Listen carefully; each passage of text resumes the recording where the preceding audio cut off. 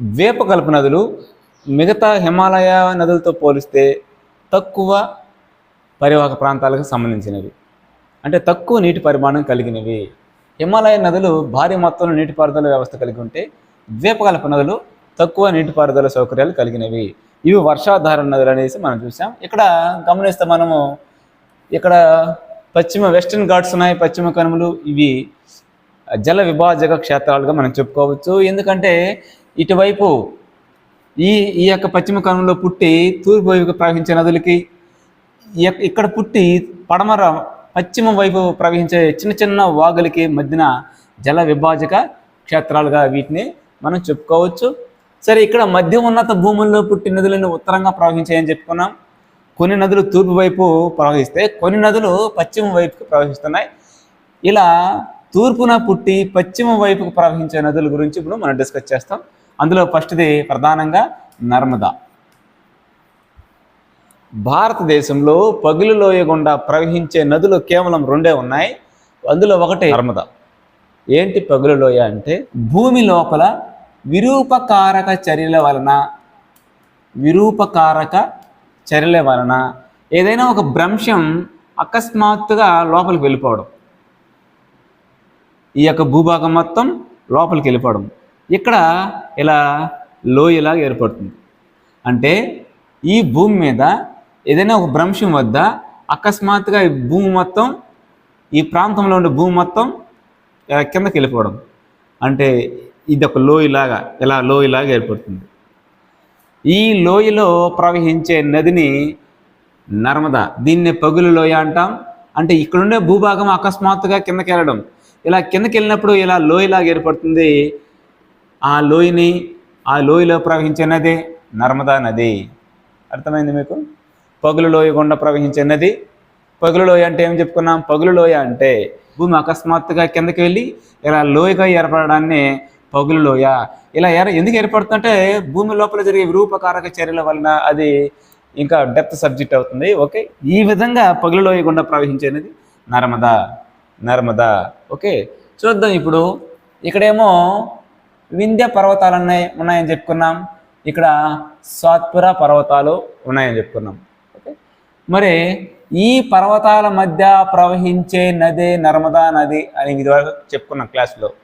ఈ యొక్క నది పగులు లోయ గుండా ప్రవహించే నది కూడా ఇదే నర్మదా నది. ఈ నది ఎక్కడ పుడుతుందంటే అమరకంటక్, ఈ ప్రాంతం అమరకంటక్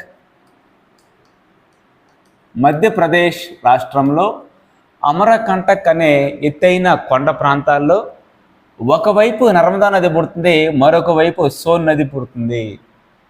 ఓకేనా? ఈ నర్మదా నది అమరకంటక్ అనే ప్రాంతంలో పుట్టి మధ్యప్రదేశ్ గుండా ప్రవహిస్తూ ఇక్కడ జబల్పూర్ అనే ఒక ప్రాంతం ఉంది మధ్యప్రదేశ్లో. ఈ జబల్పూర్ అనే ప్రాంతంలో మార్బుల్ రాక్స్ అంటే ఏమంటే పాలరాతితో ఉండే వాటిని మనము మార్బుల్ రాక్స్ అన్నాం. ఏ ప్రాంతాల్లో ఉన్నాయి?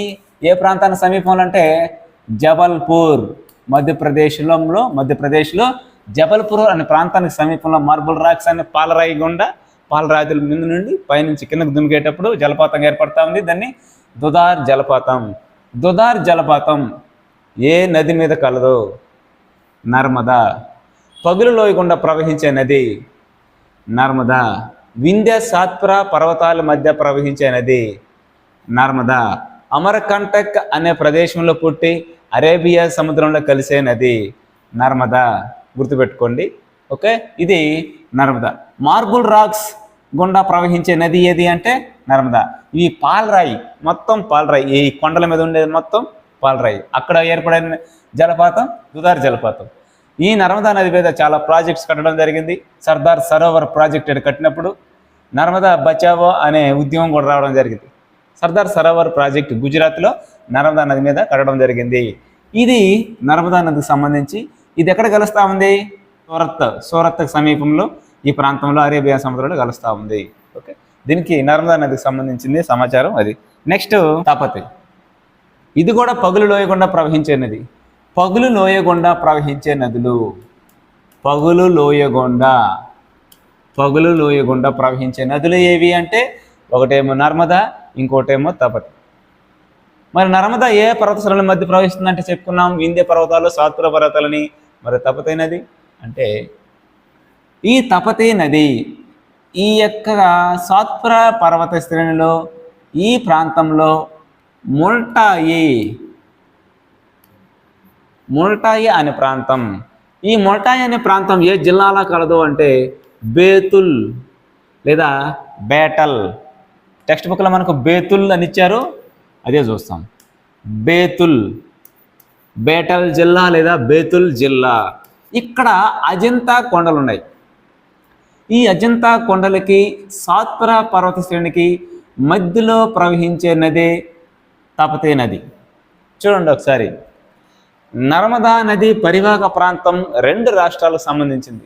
ఒకటేమో మధ్యప్రదేశ్, రెండోదేమో గుజరాత్. అయితే తపతి నది గుజరాత్, మధ్యప్రదేశ్, మహారాష్ట్ర. సో 3 రాష్ట్రాలకు సంబంధించిన నది ఇది. ఇంకా ఏవేవి నదులు పశ్చిమ వైపు ప్రవహించి అరేబియా సముద్రంలో కలుస్తున్నాయంటే మనం ఒకసారి చూస్తే ఇక్కడ కేరళ రాష్ట్రంలో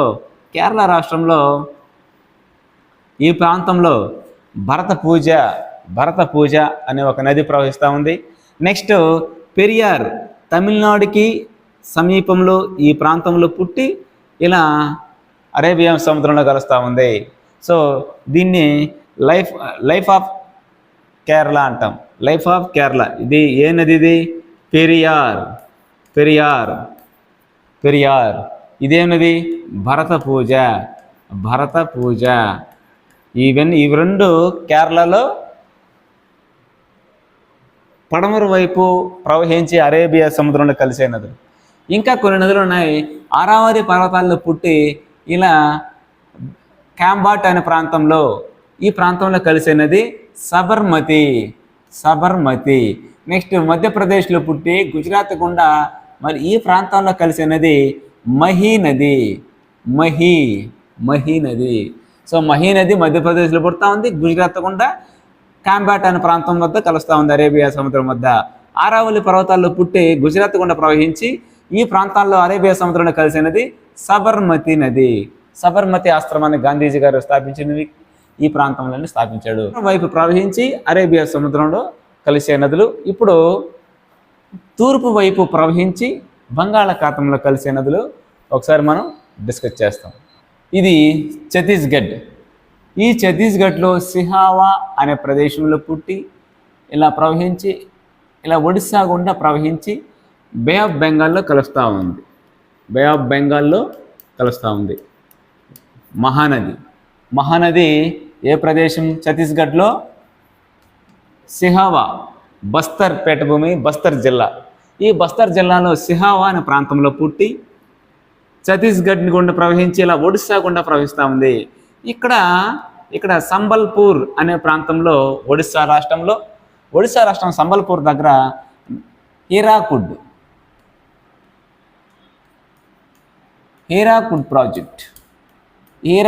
ప్రాజెక్ట్ని నిర్మించడం జరిగింది. ఇది భారతదేశంలో పొడవైన ప్రాజెక్ట్. చూడండి ఒకసారి. మహానది ఏ రాష్ట్రంలో పుడతా ఉంది? ఛత్తీస్గఢ్. ఏ రాష్ట్రంలో పుట్టి ఏ రాష్ట్రం ప్రవహిస్తుంది? ఒడిస్సా కూడా ప్రవహిస్తూ ఉంది. సో ఈ నది మీద కట్టిన ప్రాజెక్ట్ ఏది అంటే హీరాకుడ్ ప్రాజెక్ట్. భారతదేశంలో పొడవైన ప్రాజెక్ట్ హీరాకుడ్ ప్రాజెక్ట్. ఈ నది 860 కిలోమీటర్లు ప్రవహిస్తూ ఉంది. ఈ యొక్క నది యొక్క పరివాహక ప్రాంతం మనం చూసినట్లయితే ఛత్తీస్గఢ్, జార్ఖండ్, ఒడిస్సా. సో 3 రాష్ట్రాలు ఛత్తీస్గఢ్, ఒడిస్సా. సో ఈ 3 రాష్ట్రాల పరివాహక ప్రాంతం. ఎందుకంటే ప్రతిదీ గుర్తుపెట్టుకోవాలి మనం. గోదావరి ద్వీపకల్ప నదులకెల్లా అతి పెద్దది. ద్వీపకల్ప నదులలో అతి పెద్ద నది ఏదంటే గోదావరి. భారతదేశంలో అతిపెద్ద నది అంటే గంగా నది. భారతదేశంలో 2వ పెద్ద నది అంటే గోదావరి నది. సో అందుకే దీనిని వృద్ధ గంగా అనేసి అంటాం, దక్షిణ గంగా అనేసి అన్నాం. సో దక్షిణ గంగాగా పిలువబడే నది, ఈ క్రింది వాటిలో దక్షిణ గంగాగా పిలువబడే నది గోదావరి నది. వృద్ధ గంగా అని దేన్ని అంటాం? గోదావరి. ద్వీపకల్ప పీఠభూములు అతి పెద్ద నది ఏది గోదావరి, గుర్తుపెట్టుకోండి. నెక్స్ట్ ఇక్కడ ఈ గోదావరి అనేది నాసిక్ త్రయంబకం. ఈ నాసిక్ త్రయంబకం వద్ద పుట్టి ఇలా ప్రవహించి ఆంధ్రప్రదేశ్లో ఏ ప్రాంతంలో ఇది ఎంటర్ అవుతుందంటే బోర్గంపాడులో పహడ్ అనే ఎక్కడ కలుస్తూ ఉంది సముద్రంలో అంటే అంతర్వేది. ఇది ఇక్కడ 7 పాయలుగా చీలిపోతుంది. సో 7 పాయలుగా ఎక్కడ చీలిపోతుంది అంటే అంతర్వేది దగ్గర. ఇక్కడ డెల్టాలు ఏర్పడుతుంది, గోదావరి డెల్టా అంటాం. ఇది ఎన్ని కిలోమీటర్లు మొత్తం అంటే 1500 కిలోమీటర్లు.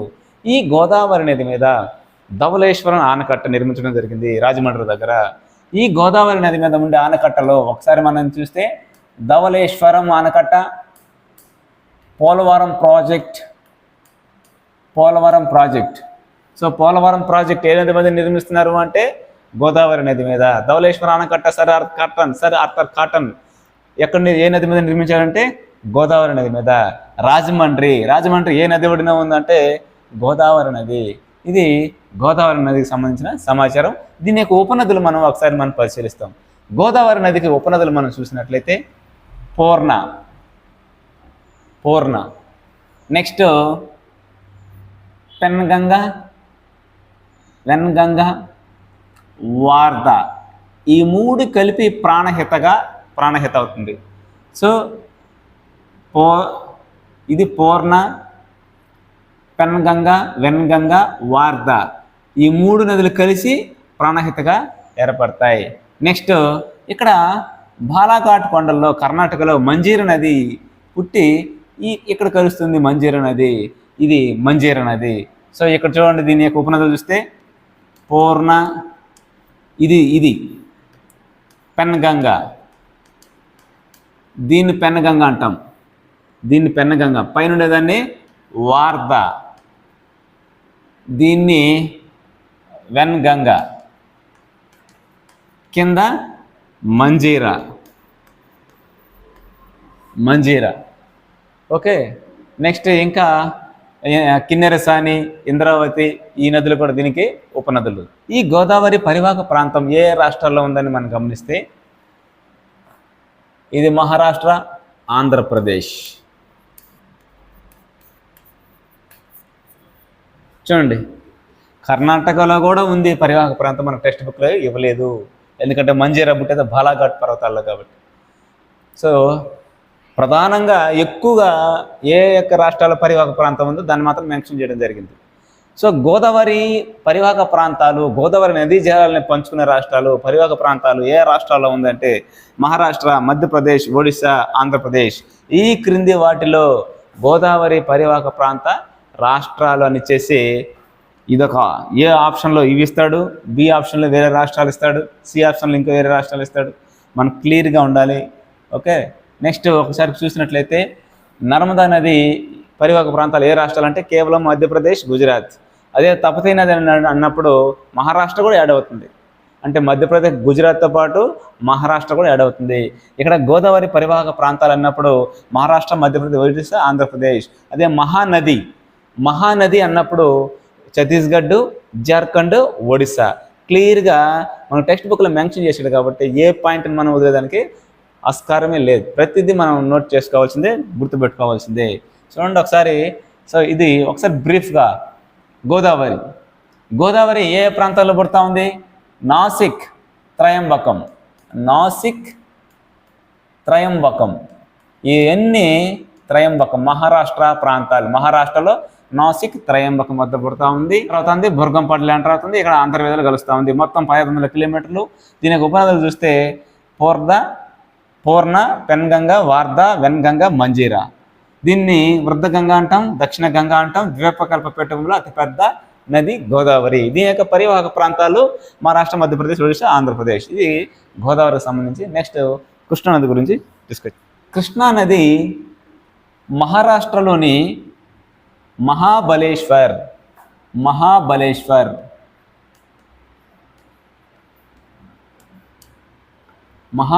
అనే ప్రాంతం వద్ద పుట్టి ఇలా ప్రవహించి ఇలా బంగాళాఖాతంలో కలుస్తూ ఉంది. ఈ కర్నూలు జిల్లాలో ఎంటర్ అవుతూ ఉంది. హంసల దీవి వద్ద బంగాళాఖాతంలో కలుస్తుంది. హంసల దీవి కృష్ణా జిల్లా కృష్ణా నది ఏ ప్రాంతంలో కలుస్తుందంటే హంసల దీవి. గోదావరి అంతర్వేది గుర్తుపెట్టుకోండి. ఇది కృష్ణా నది హంసల దీవి. ఓకేనా. నెక్స్ట్ ఇది ఎన్ని కిలోమీటర్లు ప్రవహిస్తూ ఉందంటే 1400 కిలోమీటర్లు ఇది ప్రవహిస్తూ ఉంది. దీని యొక్క ఉపనదులను మనం గమనించినట్లయితే కోయిన, ఘటప్రభ, తుంగభద్ర, భీమ, మూసి. చూడండి, ఇదేమో భీమ, ఇదేమో మూసి, కోయిన, ఘటప్రభ, తుంగభద్ర. కృష్ణానదుల కల్లా అతిపెద్ద ఉపనది ఏది అంటే తుంగభద్ర. ఇది కర్ణాటకలోని వరాహ ప్రాంతాల్లో ఇది జన్మిస్తుంది. ఎక్కడ కలుస్తుందంటే కర్నూలు జిల్లాలో కృష్ణానదిలో కలుస్తుంది. ఓకే, ఇది కృష్ణానదికి సంబంధించిన సమాచారం. తక్కువ ఇచ్చినాడు కాబట్టి ఇక్కడ వరకే మనకు చాలు. కృష్ణానది ఎక్కడ జన్మిస్తుందంటే మహాబలేశ్వర్, మహారాష్ట్ర. కృష్ణానది ఏ ప్రాంతంలో కలుస్తుంది బంగాళాఖాతంలో అంటే హంసల దేవి. కృష్ణానదికి ఉపనదులు భీమా నది, మూసీ నది. ఇక్కడేమో కోయిన, ఘటప్రభ, తుంగభద్ర. ఇవి మాత్రం మనకు ఇవ్వడం జరిగింది. కృష్ణానది మొత్తం ఎన్ని కిలోమీటర్లు ప్రవహిస్తుందంటే 1400 కిలోమీటర్లు. ఏ రాష్ట్రాల్లో ఇది ఒక పరివాహక ప్రాంతం ఉంది అంటే మహారాష్ట్రలో ఉంది, కర్ణాటకలో ఉంది, ఆంధ్రప్రదేశ్లో ఉంది. దీని యొక్క పరివాహక ప్రాంతం 3 రాష్ట్రాలు గుర్తుపెట్టుకోండి. ఓకే. నెక్స్ట్ కావేరి. కర్ణాటకలో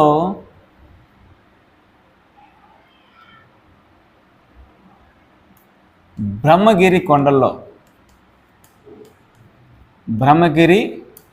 కొండల్లో ఈ యొక్క కావేరి నది జన్మిస్తుంది. 760 కిలోమీటర్లు ప్రవహించి తమిళనాడులో ప్రవహించి ఇది బంగాళాఖాతంలో. ఈ నదికి ఉపనదులను మనం ఒకసారి పరిశీలిస్తే ఇక్కడ హేమావతి నది ఉంది. హేమావతి. ఈ ప్రాంతంలో చూసినట్లయితే కబిని, నెక్స్ట్ ఈ ప్రాంతంలో చూస్తే భవానీ, ఇక్కడ అమరావతి. చూడండి, ఇక్కడేమో హేమావతి నది ఉపనది, కింద దిగువ పక్కన చూసినట్లయితే కబిని, ఇక్కడేమో భవానీ ఉపనది, ఇక్కడేమో అమరావతి నది. ఈ నది మీద కర్ణాటకలో ఈ ప్రదేశంలో శివసముద్రం జలపాతం ఉంది. శివసముద్రం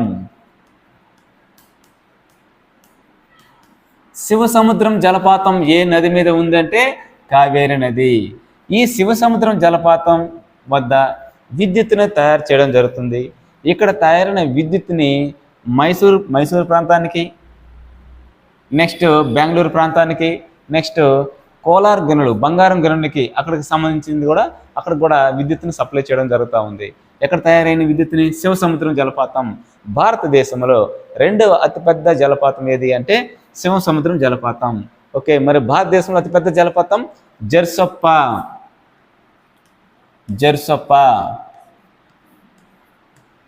ఈ జెర్సొప్ప జలపాతం భారతదేశంలో అతిపెద్ద జలపాతం. ఏ నది మీద ఉంది అంటే శరావతి నది. ఏ రాష్ట్రము అంటే కర్ణాటక రాష్ట్రం. ఈ ప్రాంతంలో కర్ణాటకలో ఈ ప్రాంతం. ఓకేనా. సో భారతదేశంలో అతిపెద్ద జలపాతం జెర్సొప్ప. ఏ నది మీద ఉంది అంటే శరావతి నది. ఏ రాష్ట్రం అంటే కర్ణాటక. భారతదేశంలో రెండవ అతిపెద్ద జలపాతం అంటే శివసముద్ర జలపాతం. ఇక్కడ విద్యుత్తును తయారు చేయడం జరుగుతుంది. ఇక్కడ తయారైన విద్యుత్తుని మైసూర్కి, కోలార్ బంగారు గనులకి, బెంగళూరుకి సప్లై చేయడం జరుగుతూ ఉంది. ఇక్కడ ఏ నది మీద ఉందంటే కావేరి నది మీద ఉంది. ఇది కావేరి నదికి సంబంధించిన సమాచారం.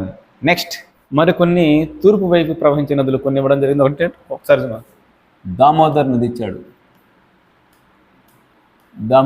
ఇచ్చాడు, బ్రాహ్మిణి, వైతరణి. ఒకసారి దామోదర్ నది చూస్తాం. ఈ దామోదర్ నది జార్ఖండ్ రాష్ట్రంలో పుట్టి పశ్చిమ బెంగాల్ గుండా ప్రవహించి ఇలా బంగాళాఖాతంలో కలుస్తుంది. సో ఈ జార్ఖండ్, పశ్చిమ బెంగాల్ ఈ రెండు రాష్ట్రాల్లో మాత్రమే ఈ యొక్క నదీ పరివాహక ప్రాంతం ఉంటుంది. కాబట్టి సో దీని యొక్క నదీ పరివాహక ప్రాంతం పంచుకున్న రాష్ట్రాలు రెండు, ఒకటేమో జార్ఖండ్, ఇంకొకటి పశ్చిమ బెంగాల్. ఈ నది వలన పశ్చిమ బెంగాల్లో భారీ మొత్తంలో వరదలు వస్తాయి. కాబట్టి దీనిని పశ్చిమ బెంగాల్ యొక్క దుఃఖదాయని అని పిలుస్తారు. సో పశ్చిమ బెంగాల్ యొక్క దుఃఖదాయని అని దేన్ని అంటారంటే దామోదర్. బీహార్ యొక్క దుఃఖదాయని దేన్ని అంటారంటే కోసి. అస్సాం యొక్క దుఃఖదాయని అని ఏ నదిని పిలుస్తారంటే బ్రహ్మపుత్ర. గుర్తుపెట్టుకోండి చాలు. ఓకే, నెక్స్ట్ బ్రాహ్మణి నది ఈ ఒడిశా రాష్ట్రంలో ఇక్కడ జన్మించి బంగాళాఖాతంలో కలుస్తుంది. రూర్కెలా ఇనుము ఉక్కు కర్మాగారం ఉంది ఇక్కడ ఒడిశాలో మనకు. ఈ రూర్కెలా ఇనుము ఉక్కు కర్మాగారానికి వాటర్ సప్లై చేసే నది ఏది అంటే ఈ యొక్క బ్రాహ్మణి నది, ఒడిశా రాష్ట్రం. వైతరణి నది అంటే ఈ వైతరణి నది జార్ఖండ్కి, ఒడిశాకి సంబంధించి ఎలా ప్రవహిస్తూ ఉంది. కాబట్టి వైతరణి నది ఏ రాష్ట్రాల గుండా ప్రవహిస్తుందంటే జార్ఖండ్, ఒడిశా. సో వైతరణి నది పరివాహక ప్రాంతాన్ని పంచుకున్న రాష్ట్రాలు రెండు, ఒకటేమో జార్ఖండ్, రెండోది ఒడిశా. బ్రాహ్మణి మాత్రం కేవలం ఒడిశా, రూర్కెలా ఇనుము కర్మాగారానికి వాటర్ సప్లై చేస్తుందని చెప్పాను మీకు. అదే దామోదర్ నది ఏ రాష్ట్రాల్లో ప్రవహిస్తుందంటే జార్ఖండ్, పశ్చిమ బెంగాల్. సువర్ణ రేఖ. ఈ నది 3 రాష్ట్రాల గుండా ప్రవహిస్తుంది. జార్ఖండ్, ఒడిశా, పశ్చిమ బెంగాల్. ఈ 3 రాష్ట్రాలు ఏ రాష్ట్రాలు? జార్ఖండ్, పశ్చిమ బెంగాల్, ఒడిశా. చూడండి, సువర్ణ రేఖ అనేది నదీ పరివాహక ప్రాంతాన్ని పంచుకునే రాష్ట్రాలు 3 రాష్ట్రాలు, జార్ఖండ్, పశ్చిమ బెంగాల్, ఒడిశా. కేవలం బ్రాహ్మణి మాత్రమే ఒడిశా.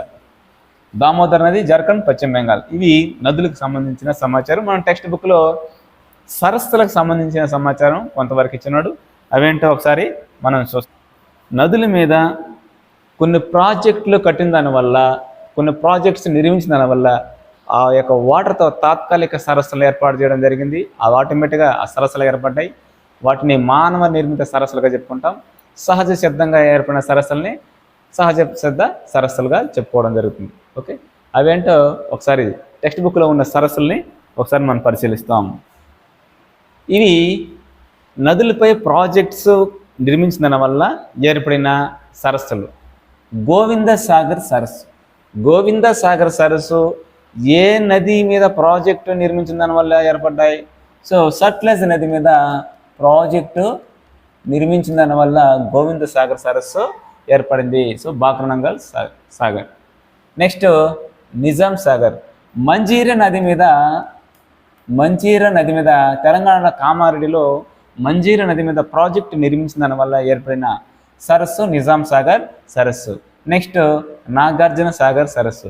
కృష్ణా నది మీద ప్రాజెక్టు నిర్మించిన దానివల్ల ఏర్పడిన సరస్సు నాగార్జున సాగర్ సరస్సు. రాణా ప్రతాప్ సాగర్ సరస్సు. చంబల్ నది మీద ప్రాజెక్టు నిర్మించిన దాని వలన ఏర్పడిన సరస్సు రాణా ప్రతాప్ సాగర్ సరస్సు. ఇవి మానవ నిర్మిత సరస్సులకి ఉదాహరణ. టెక్స్ట్ బుక్లు ఇవే ఇచ్చినాడు కాబట్టి ఇవి. నెక్స్ట్ మన దేశంలో ఉప్పు నీటి సరస్సులకు సంబంధించి ఇవి ఇచ్చినాడు. ఇవి మాత్రం మనం తెలుసుకుందాం. అవి ఎక్కడ ఉన్నాయో ఒకసారి క్లియర్గా చూసుకుందాం. మనం గమనించినట్లయితే ఇది రాజస్థాన్లో ఉండే సరస్సు సాంబార్ సరస్సు. ఏం ప్రాంతం ఇది? రాజస్థాన్. ఈ సరస్సు ఏ రాష్ట్రంలో ఉంది? రాజస్థాన్ రాష్ట్రంలో ఉంది. ఈ సరస్సు ఏ రాష్ట్రంలో ఉంది? ఒడిశా రాష్ట్రంలో ఉంది. ఈ సరస్సు ఏ రాష్ట్రంలో ఉంది? ఆంధ్రప్రదేశ్కి తమిళనాడుకి మధ్యలో ఉంది. సో ఈ యొక్క చిలకా సరస్సు గురించి ఒకసారి మనం చూస్తాం. ఇక్కడ మహానది ప్రవహిస్తూ ఉంది, మహానది ప్రవహిస్తూ ఉంది. ఇక్కడ గోదావరి నది ప్రవహిస్తూ ఉంది.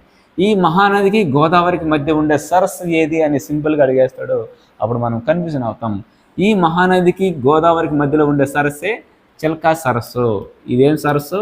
చిల్కా సరస్సు, గుర్తుపెట్టుకోండి. సో చిల్కా సరస్సు భారతదేశంలో అతిపెద్ద ఉప్పునీటి సరస్సు. ఇది ఏ నదుల మధ్య ఉంది అంటే మహానది, గోదావరి నదుల మధ్య ఉంది. ఇక పులికాట్ సరస్సు ఈ ప్రాంతానికి వస్తుంది. ఏ రాష్ట్రాల మధ్య పులికాట్ సరస్సు ఉంది అంటే ఆంధ్రప్రదేశ్, తమిళనాడు.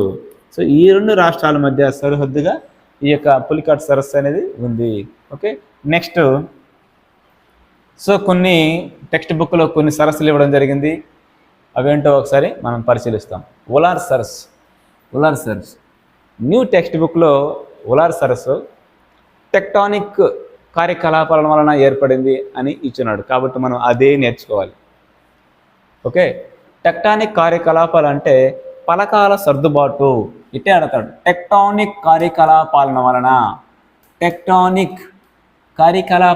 ఈ క్రింది వాటిలో టెక్టానిక్ కార్యకలాపాల వలన ఏర్పడిన సరస్సు ఏది? ఉలార్ సరస్సు. టెక్టానిక్ కార్యకలాపాలు అంటే భూమి లోపల విరూపకారక చర్యలు కావచ్చు, పలకల సర్దుబాటు కావచ్చు. సో పలకాల సర్దుబాటు కావచ్చు, విరూపకారక చర్యల వల్ల కావచ్చు. సో టెక్టానిక్ అంటే పలకాల సర్దుబాటు, పలకాల కదలిక. ఒక్కొక్క ఖండం ఒక్కొక్క పలక మీద ఉందని చెప్పాను మీకు. సో ఆ పలకాల సర్దుబాటు జరిగినప్పుడు ఆ సరస్సు ఏర్పడిందంట ఉలార్ సరస్సు. భారతదేశంలో అతిపెద్ద మంచినీటి సరస్సు ఏదంటే ఉలార్ సరస్సు. నెక్స్ట్ కాశ్మీర్ లోయ కావచ్చు, దాల్ సరస్సు కావచ్చు, శ్రీనగర్, ఇవన్నీ జమ్మూ కాశ్మీర్లో ఉన్నాయి. ఇక్కడ ఇళ్ళ పడవలు ఉన్నాయి, మనం గమనించవచ్చు. టూరిజం చాలా ఫేమస్ ఏరియా. సో పర్యాటక రంగం చాలా డెవలప్మెంట్ అవుతూ ఉంది. మనం రీసెంట్గా గమనిస్తే చాలా డెవలప్ అవుతూ ఉంది. ఆ ఏరియాలో టూరిస్టులు ఎక్కువగా పోవడానికి ఇష్టపడుతూ ఉన్నారు. సో ఇళ్ళ పడవలు అనేది మనము ఆ ఏరియాలో మనం బ్రహ్మాండంగా చూడొచ్చు. నెక్స్ట్ ఈ సరస్సులు భీమ్లాల్, నైనిటాల్ సరస్సులు ఉత్తరాఖండ్ రాష్ట్రంలో ఈ సరస్సులో మనం గమనించవచ్చు. నెక్స్ట్ అంటే ఎగ్జామ్లో ఈ భీమ్లాల్ సరస్సు ఏ రాష్ట్రంలో ఉంది, నైనిటాల్ సరస్సు ఏ రాష్ట్రంలో ఉంది, అండ్ దాల్ సరస్సు ఏ ప్రాంతంలో ఉంది, ఎక్కడ ఉంది అనేసి అడుగుతాడు. కాబట్టి మనం ఈ లొకేషన్ అనేది ఖచ్చితంగా తెలుసుకోవాలి. జమ్మూ కాశ్మీర్. నెక్స్ట్ లోక్తక్ సరస్సు ఏ రాష్ట్రంలో ఉంది అంటే మణిపూర్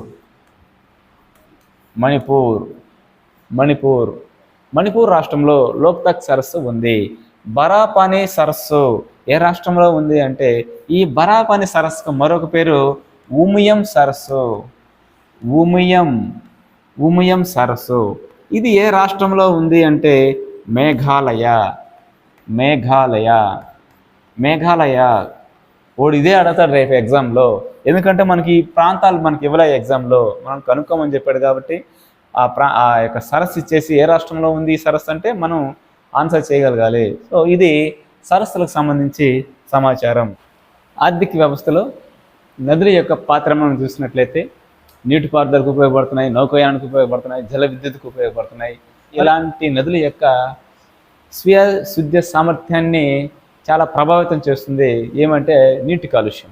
భారీ మొత్తంలో వ్యర్థాలని నదుల్లోకి వదలడం వలన సో అవి వాటిల్లో పేరకపోయి నది కాలుష్యం అవ్వడం జరుగుతూ ఉంది. కాబట్టి దీనిని నివారించడం కొరకు 1985వ సంవత్సరంలో గంగా కార్యాచరణ ప్రణాళిక చేపట్టడం జరిగింది.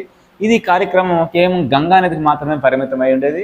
సో ఆఫ్టర్ 10 years తర్వాత 1995లో జాతీయ నదీ పరిరక్షణ ప్రణాళికలో భాగంగా ఇతర నదులను కూడా కాలుష్యాన్ని నియంత్రించడం కొరకు, వాటిని పరిరక్షించడం కొరకు ఈ ప్రణాళికను చేపట్టడం జరిగింది.